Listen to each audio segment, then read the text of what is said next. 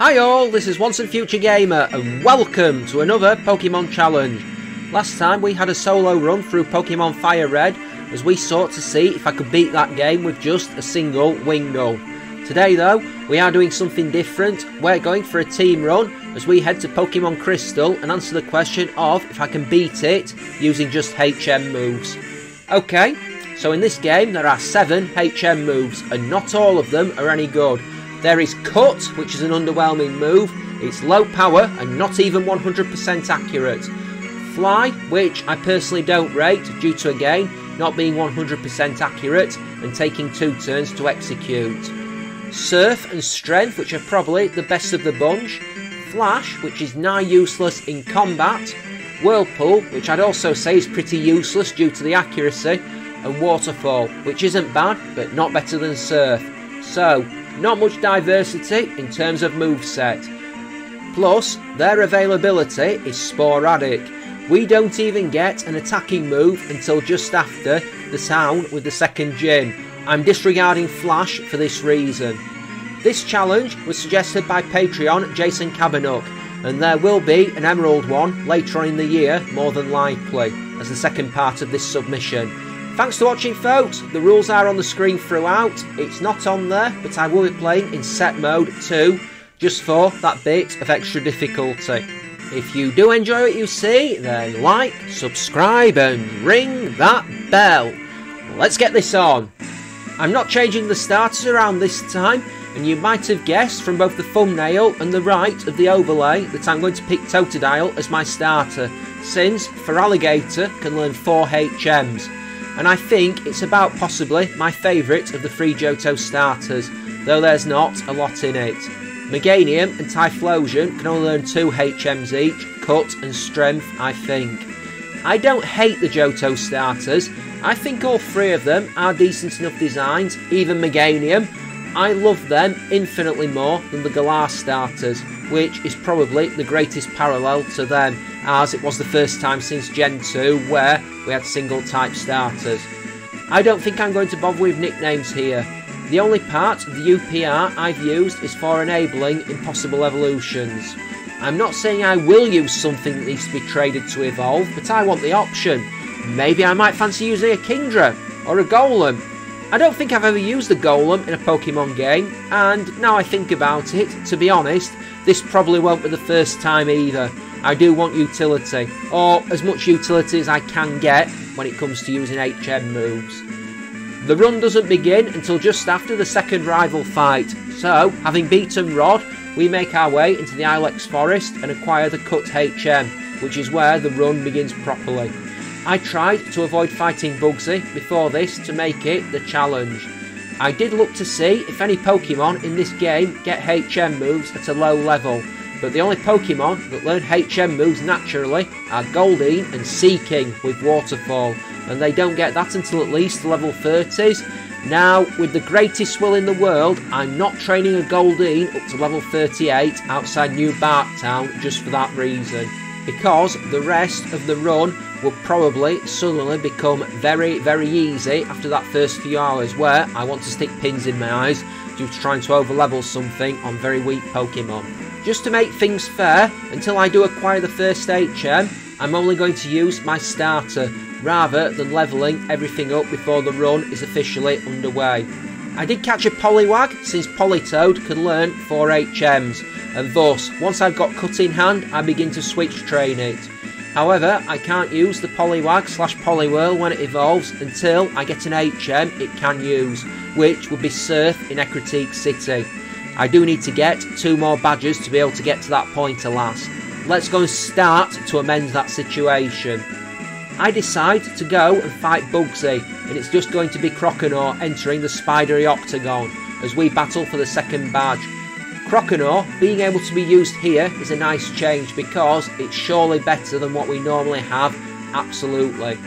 There's something really weird looking about the size of that tree where Bugsy is, I've just noticed it. Mind you, it probably looks about right size-wise for 2 people standing in front of a tree. I don't know. I'd like to say that I have some great tactical insight into the way we go about this gym battle, but the truth is, we just go for Cut and hope for the best. Mainly when I say hope for the best, we hope it doesn't miss. we get a crit on the Metapod and drop it in a single hit, which is nice because at least we won't get string shot from it. Kakuna is next and it survives a cut from us but only goes to harden, which is really nice because we all know what would likely have happened if it had used Poison Sting on us. Probably poison and then we're on a clock for the rest of the fight, and Cypher can get really dangerous really quickly. We take Kakuna out with a second cut and then fight the Cypher. Thankfully we are strong enough to free hit that. We lash out with cuts, it strikes out with a priority quick attack and some fury cutters, but we do manage to take it down before it revs up too much and starts to become really lethal. It's a quick exchange and soon we have the second badge. Mind you then, this next bit is probably going to be awful because straight after this we have the Satanic Cow, and Whitney is usually problematic. There's been many cases over the years of Johto starters getting wrecked by Miltank. We are male, so we're not immune to her attract, and it's worth remembering Miltank has been known to hit like a bovine train, so we had best get some training in. I want to catch a male Nidoran too, since Nidoking can learn Surf and Strength, I believe, so it does give us some type diversity for resisting stuff, but I don't manage to find the Nidoran I want. Versus Whitney then, and this is likely not going to be a fun exercise.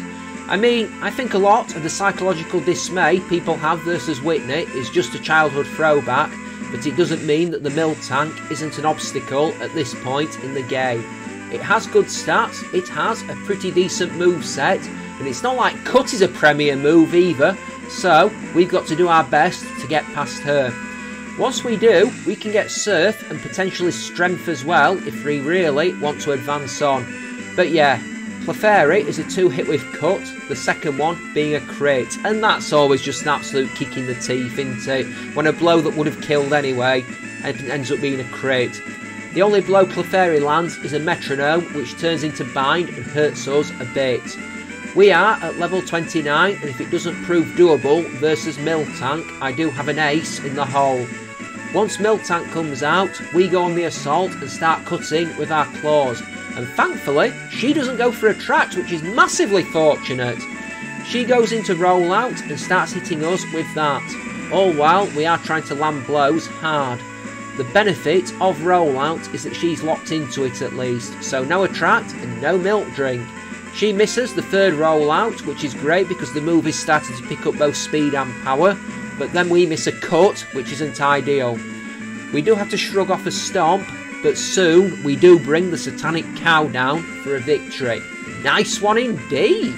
Into the next bit of the game we go, and I head towards a critique, and that ace in the hole comes to pass as my Croconaw evolves into Feraligatr in the dance theatre while we're getting Surf.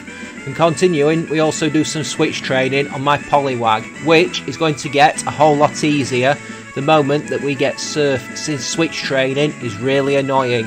It probably wouldn't be too bad in shift mode, but in set mode it is really annoying.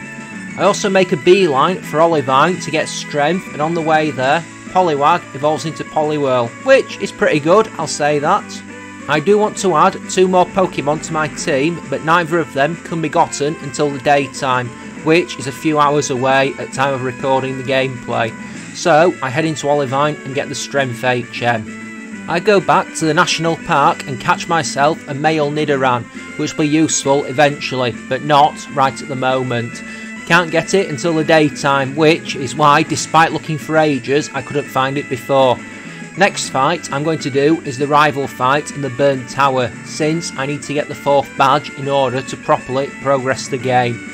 Once we have that, we can use Surf outside of battle, but since this is Crystal, we need to spank the rival before we can face Morty. I am going to head over to the Lake of Rage after the Ghost Gym, partly for a new team member, partly to contribute towards getting the experience share. Anyway, I use Poliwhirl to start the battle, and we take Haunter out with a pair of Surf attacks, since it's all we got. Strength and Cut aren't going to do anything to the Ghost type. We do get hit with Lick, but no paralysis, thankfully. Magnemite is next, and another 2 Surfs take it down, though it does miss a Supersonic, which massively fortunate. Next is Bayleaf, and this may be a fight too far for Poliwhirl. We fling some strength attacks at it and they don't do a lot, not least when it goes for Reflect to block some of the damage. I love the animation though because it looks like we're throwing a huge rock right at Bayleaf's head. I've got 2 outstanding requests to do challenge runs with Chikorita, just saying, but the animation cracks me up here. 2 Razor Leafs land and bring us down, but it misses one between them and we also mess it up quite badly over the course of the fight when we do land our attacks. Poliwhirl did do well there for its first competitive battle. Feraligatr comes in and finishes off Bayleaf before then we face off with Zubat, and it's a simple matter for us to bring that down and we can move on. The Ghost Gym should be simple enough. As strategies go, the plan of surf everything is a solid one, I think. I just hope that we can hit hard enough, since it can be argued that neither Poliwhirl or Feraligatr are particularly special attackers, and all water moves are special in this game, but I'm sure we'll be able to get over. I begin with Feraligatr, and to be honest, it turns out that the big croc is all we need in this fight, as we take out the Ghastly with a single surf, giving us an early knockout. That's a good start, and it continues as we smash the first Haunter with Surf and drop it down. Gengar survives the Surf, which I expected, but it took way more damage than I thought it would. It misses Hypnosis, yay, and then we finish it off with another Surf before the second Haunter doesn't do any sort of better than the first one, and we take the victory and the 4th badge. I head towards the Lake of Rage and look to catch myself something new. On the way there, my Nidoran evolves into Nidorino. I have a Moonstone from the Ruins of Alph, so I can get a Nidoking anytime I want. And I also catch a Farfetch'd, since, as well as Fly, it can also learn Cut. So, that gives us a tiny bit more variety, move-wise. I mean, I'm very tempted to use the Red Gyarados if I'm honest, since it gets access to 4 HMs like Politoed, but it feels like 3 water types might be pushing it. I head into the Rocket Hideout and let's talk HM trivia. In the core series games, the original 3 Hoenn games and all Gen 4 games have the highest number of HMs available, with 8 in each. Heart Gold and Soul Silver require 7 of them to complete the game. The Gen 1 and Kalos games are the ones with the lowest number of HMs, with only 5, but Black and White are the ones with fewest HMs required for completion, with only Cut needed. Flash and Defog are never required to finish a game. With the exception of Flash, Fly and Defog, all HMs are required to finish the games where they first gained HM status. As of BDSP, all HMs have been made available as TMs by this point. In the Alola games, 2 HM makers are encountered at Ponybreaker Coast in the post-game, and they explain that HMs are not only difficult to make, they also cannot be legally sold for money in most regions, which makes you wonder why people do bother making them. HM moves so far have only been of the flying, fighting, water and normal type moves, but although it isn't in this game as an HM, Rock Smash is the only one with a unique type. While I am in the area, I figure I might as well take on Price for the next badge, no harm in it. 2 of our team resist ice and water, 2 of them are weak to it, so we will have to be careful, but I think we can do it. It's not like he is the hardest gym leader in the region, and so I go full on Ash Ketchum mode and begin with Farfetch'd to face the ice type gym leader. Farfetch'd uses 2 cuts to bring down the seal, though we do get hit with an icy wind which slows us down and lowers our speed. I wanted to debut my bird though. Farfetch'd gets a good hit in on Dugong, critting a cut, but 2 Aurora Beams bring us down. With Farfetch'd down, Poliwhirl enters the battlefield and begins hammering away at Dugong with strength attacks, chucking the huge boulders at Dugong's head. I feel like this should be a fighting type move. We bring Dugong down fairly quickly and then go on to face Piloswine, who does hit a blizzard which sandwiches 2 surf attacks. We don't put it in healing range for Price and quickly bring it down to give us a 5th badge, and we can move on. Time to head to Cianwood, I guess. On the road to Cianwood City, my Poliwhirl evolves into Politoed, which gives me a fire power upgrade, or a water power upgrade anyway, that might be a better choice of words. In Cianwood City, I make a break to face Chuck, and I've been training up to try and get my team to about mid-30s level-wise. The level curve shoots up very suddenly in this game, and I've got to balance out the training.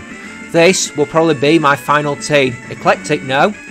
I begin with Nidoking versus Chuck's Primeape, and we immediately smash into it with a strength attack, dealing damage that takes out most of its health pretty quickly, though it does strike back with a crit Karate Chop before we take it out at the second bite of the cherry. Next is Poliwrath, and we are at a type disadvantage, but I'll give it a go as we hit it with 2 strength attacks to deal quite a good bit of damage on it. Unfortunately, Nidoking's battle comes to an end when we get hit first by Mind Reader and then Hypnosis to put him to sleep. So I switch into Politoed, who tanks the Surf and takes Poliwrath down with Strength for our 6th badge. I rush back to Olivine City, and it's time to take on Jasmine for the next badge. I feel like Nidoking might be useful here, particularly against the Magnemite, due to being immune to electrical attacks. Without that, her Magnemite can be pretty annoying due to paralysis and confusion. I might have to watch out for the latter one. But no, we one-shot the first Magnemite with Nidoking's Surf, so that's a pleasant surprise to be sure, and then comes Steelix. It narrowly survives our Surf on red health and strikes back with an Iron Tail for decent damage. She heals it, but we take it out with a second Surf to take the knockout, before the second Magnemite doesn't do any better than the first and Nidoking takes the victory. This is a way better team than I normally get to use, so I'm having fun now. We have got the rival fight in the Goldenrod Underground next, so after fighting our way through the radio tower, we end up here, and I decide to pick Nidoking to begin the battle with, since he has a decent enough advantage against most of his team, at least in terms of resistances and immunities. Well, you'd think it might play out that way. Nidoking versus Golbat is the first round, and Strength does about 2/3 of its health, but then we get hit with Confuse Ray and proceed to hit ourselves a bunch of times consecutively, which, coupled with being struck with wing attacks, doesn't do our health bar a lot of good. We are on red health by the time we shrug it off and finish Golbat off. Sneasel is next, and thankfully it doesn't have an ice attack. It survives Strength and hits Feint Attack, but even at low health we survive it and take it down on the next round. Meganium is third, and I think Nidoking has done enough for the moment, and I bring Farfetch'd in to tank a crit Razor Leaf relatively easily. We utilise our new Fly move, and although the first one doesn't knock it out, we do survive a Body Slam and then use a second Fly to bring it down and set up a fight with Magnemite.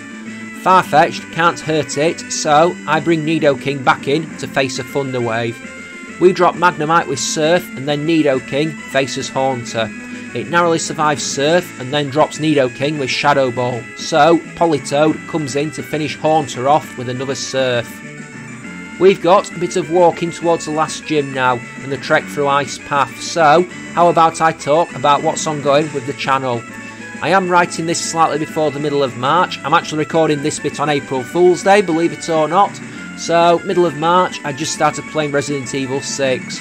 I am determined to complete it this time, since, along with 7, I think they're the only 2 entries in the series I've never finished. I did finish Arkham Asylum, looking to upload that at some point soon. It's the 1st of April still not done it, not done the covers or anything. The thumbnails, not the covers, why did I say covers? I will probably move on to Arkham City at some point, since I am revisiting that series. And then Arkham Origins, and then Arkham Knight at some point. I never finished the last game in the series before, so I'm looking forward to taking another stab at it. 3rd time lucky. We've had some more Pokemon Master Showdown. We had Hop versus Cheron the day after the Emerald with Paris challenge. We had Flannery versus Nemona the week after, and we decided we were going to do a random pop-up battle between Hop and Nemona, which should be airing the day after the Wingull challenge. I think I might have said this during the Wingull challenge. Anyway, last week we had Rika versus Luzamine, and the day after this is planned to be aired, it should be Castle Valet Darrock versus Lorelei, so all is going well and ahead there. Challenge-wise, next time, we've got that first ever Gen 7 challenge as I take the plunge and see if I can beat Pokemon Ultra Sun with just a single Growlithe. That might be pleasant. I'm trying to give myself plenty of time for it. It's been way too long since I played that game, so I need to remember where the major fights are. The recording might be interesting for sure, but we'll see. As always, if you have any ideas for future challenges, head to the comment section down below or follow the link in the description to my Twitter or my Discord. Claire then, it's time to throw down with the final gym leader and I am ready.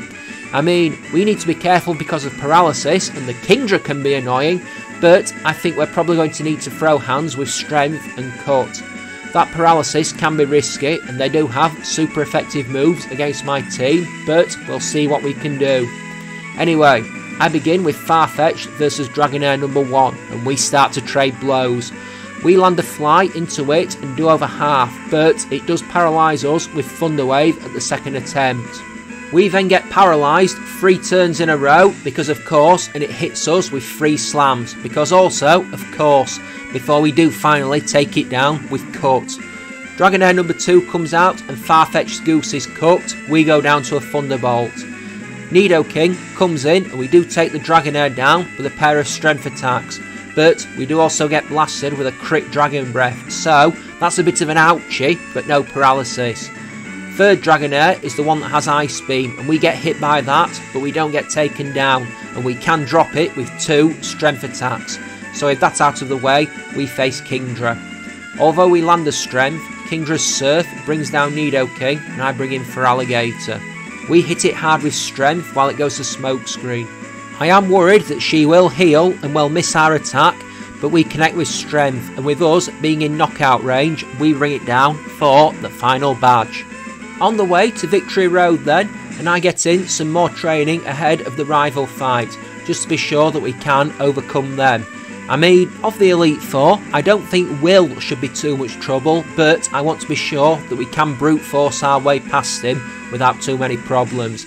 I feel like Slowbro might be an issue, but the Executor and the Jinx shouldn't be an issue, or at least I am hoping that.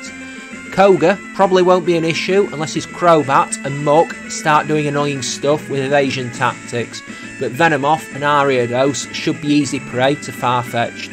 Bruno I doubt will be an issue since we should be bulky enough to take on his fighting types.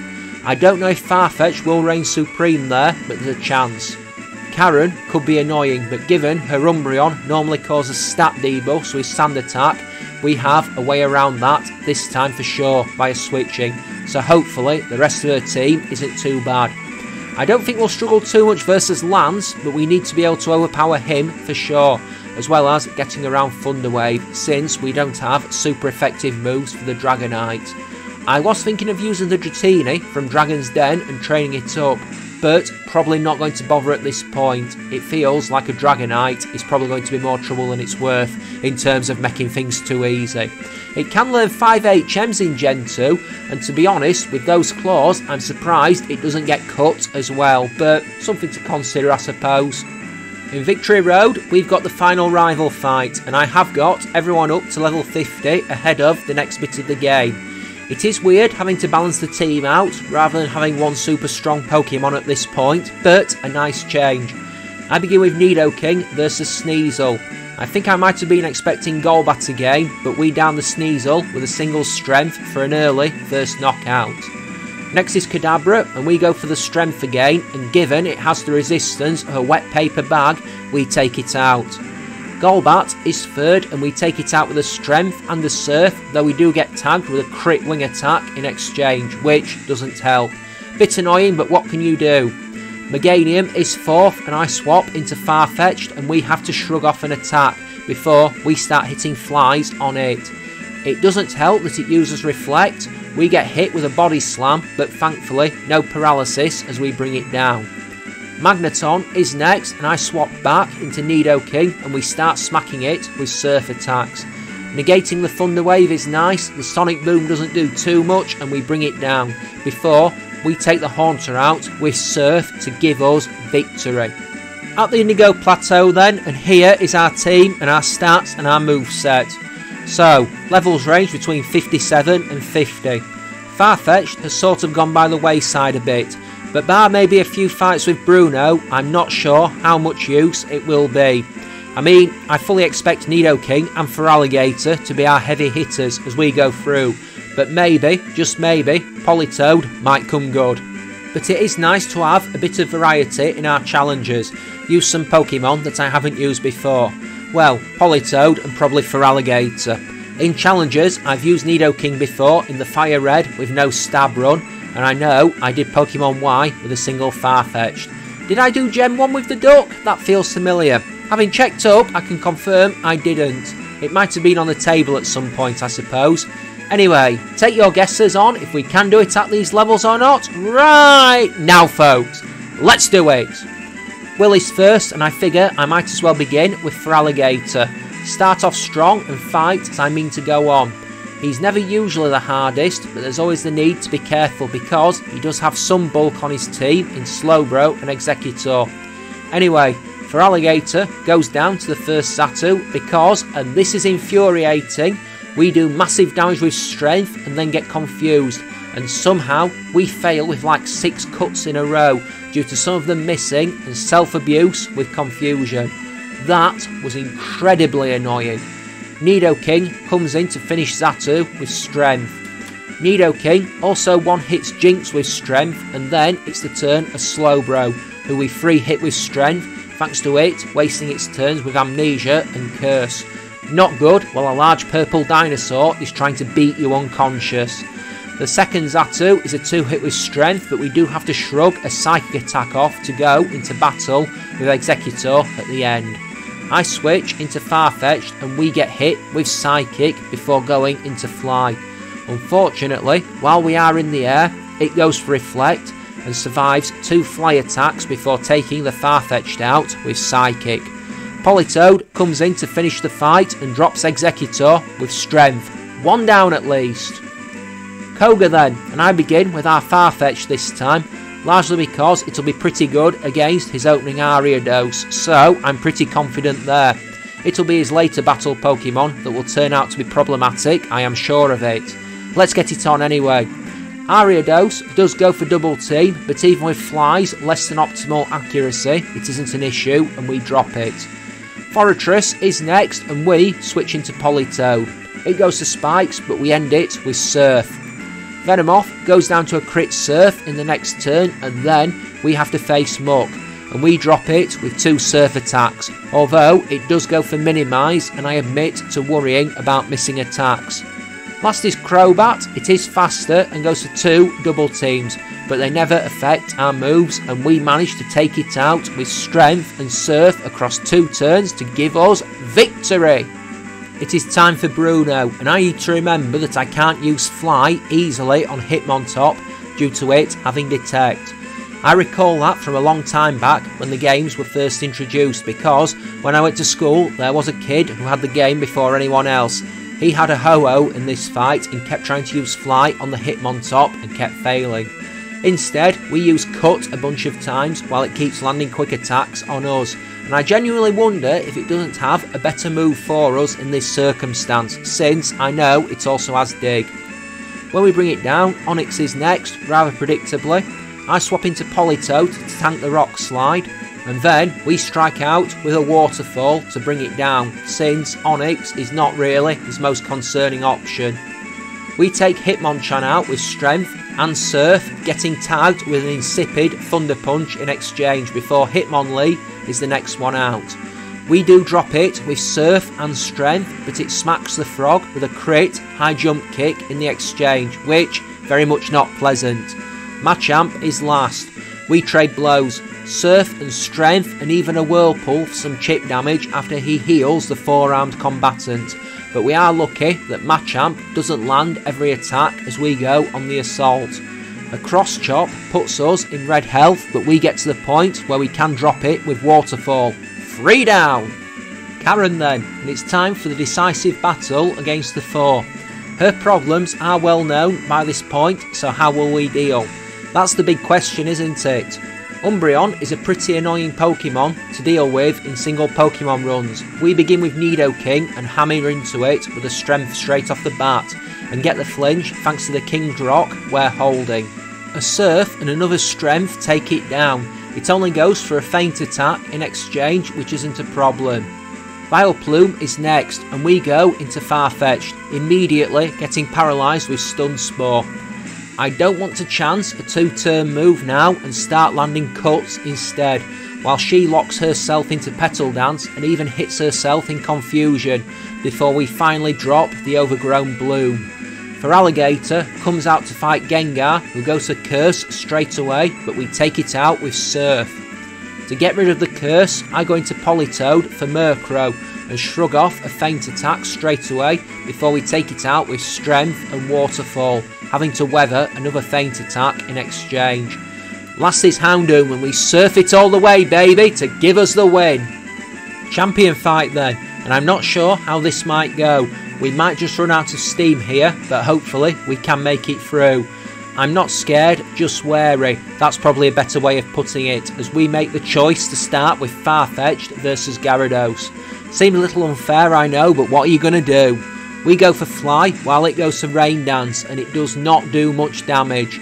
We do hit Gyarados with a cut, but between a Surf and a Hyper Beam, Farfetch'd goes crashing down to the mat, and that's an early loss in the battle, before Feraligatr comes in and finishes Gyarados with Strength. Dragonite number 1 comes in. I think it's the Thunder Dragonite, and I swap into Nidoking to ground out the Thunder Wave. We free hit the Dragonite with 2 Strengths and a Surf after it fires a Hyper Beam into us, which actually doesn't do too much damage. We can take it well. Dragonite number 2 comes in. I figure it's the Blizzard Dragonite, and so I swap into Feraligatr. I'm proved right, but we get frozen straight off the bat from Blizzard, but I'm sure we will D4 sooner or later. And I keep believing that all the way through the exchange, as it lands 5 attacks on us to take us out. 3 of them being Hyper Beams, so keep in mind we were frozen for about 7 turns there. What is this, Gen 1?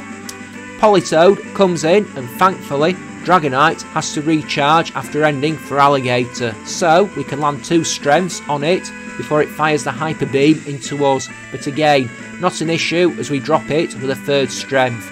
The 3rd Dragonite comes out and Politoed beats it hard with Strength, landing a series of them on the Pseudo Legendary, but it's just not quite enough as our 3rd Strength attack on it lands it in red health, and he heals it, which means from there it has enough energy to fight back, and soon brings Politoed down despite the best efforts.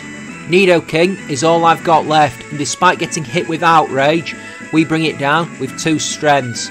He has 2 Pokemon left, and Aerodactyl comes in, and we can only 2-hit it with Surf, despite it being weak to the move, and we need to swallow a Rock Slide in exchange, before Charizard is last, and we outspeed and crit our Surf to bring it down.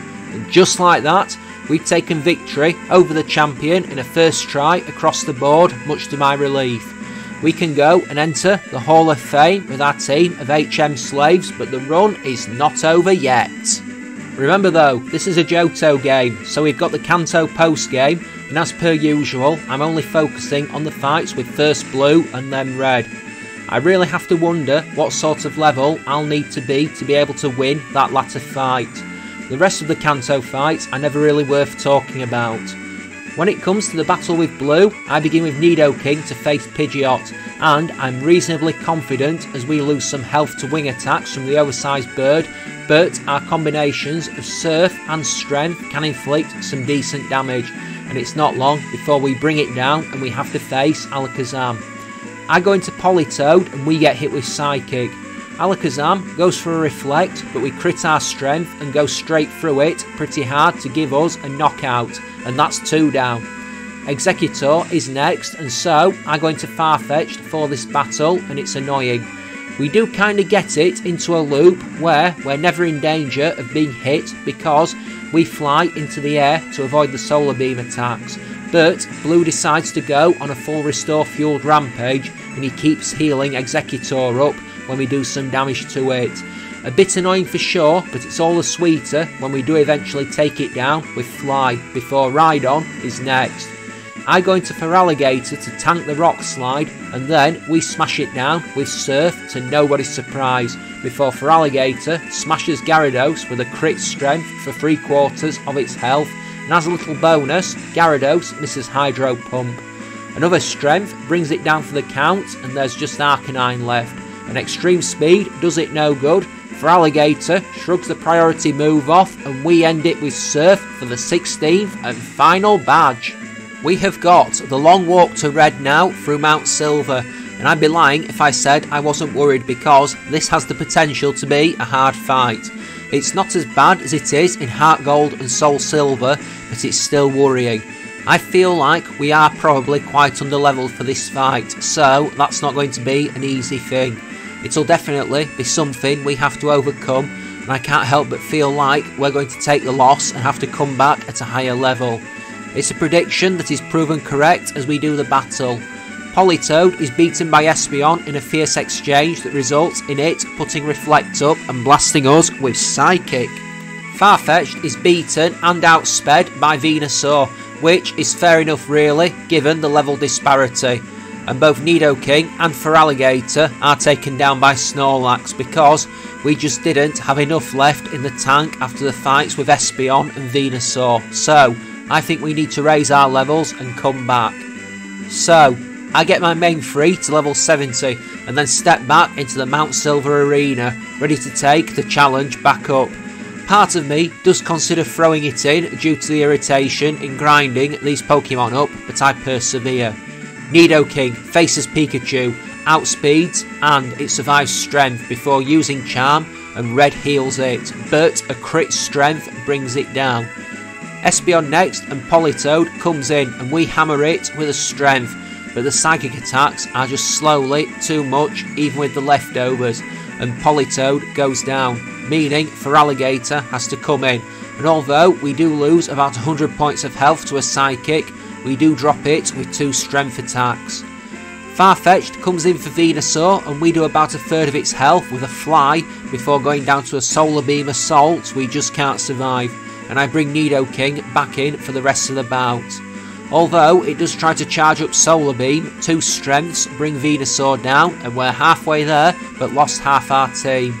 Snorlax is next, and we get reasonably fortunate here, I feel. It goes for Amnesia first turn, and by the time it goes to Body Slam on its second one, we've already hit 2 Strengths.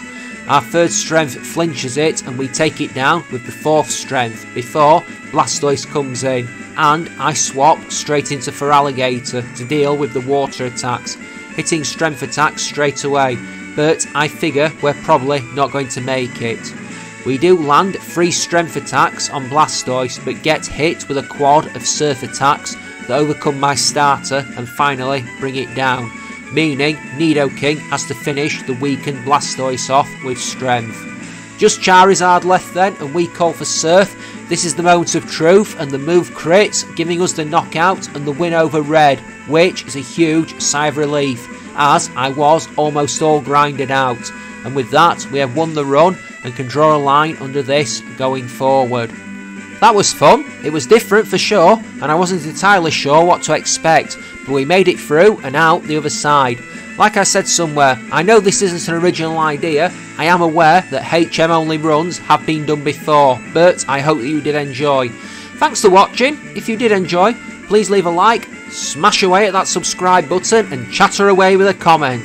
Tell me what you thought. Don't forget, if you have any ideas for future challenges, head to the comment section down below or follow the links in the description to my Twitter or my Discord.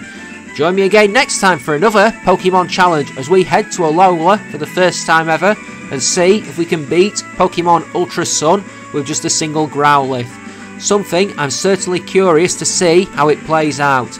It's sure to be a ride, that's for sure. Even if, like I said before, I need to remember where all the major fights are. Outro time. So, if everything has gone to plan, this will air on April 6th, and well, I'm writing this on March the 12th. I'm recording this bit on the 2nd of April, so it's a bit difficult to talk about what's ongoing with me. Well, it was when I was writing it, recording this, not too bad. At time of writing, I just booked an Easter weekend away trip with my girlfriend, so that's surely something that hopefully went well. And recording OAFG says it did, it was a fantastic weekend. It's weird writing about an event in the future that's going to be an event in the past when it's not only being recorded, but being heard. Life is weird sometimes. Being fair, I'm really far in ahead because I finished this before I've even entirely finished recording the audio for the Wingull challenge, so I don't really have too much more to say really, so I'm going to jump off. I'm going to say thanks for watching, folks. Take care, have a great day, and I will see you next time. Bye bye, so long, I'll see you again.